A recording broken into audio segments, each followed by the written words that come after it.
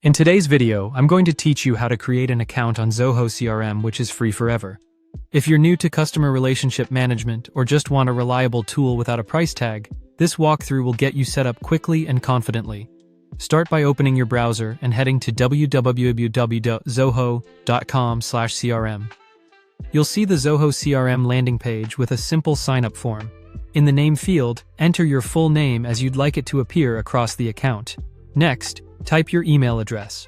Using a work email can make collaboration and verification smoother, but any active email will do. Create a strong password for your account. Aim for a mix of letters, numbers, and symbols to keep your account secure, and avoid reusing passwords from other services. Keep it somewhere safe so you don't lose access later. Now select your country from the drop-down.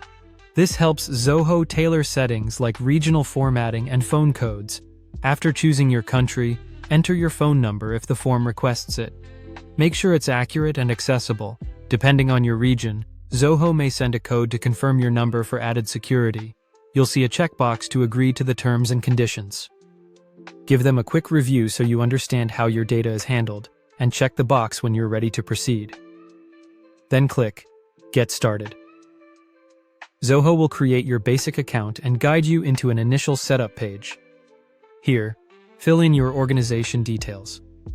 Add your company name, choose your employee count, set your time zone, and pick your preferred language. The time zone is especially important for reminders, tasks, and meeting schedules, so choose the one that matches where you work. Most of these details can be updated later, so don't stress if you're still finalizing some information. When everything looks good, click Get Started again. You'll land on the Zoho CRM home screen.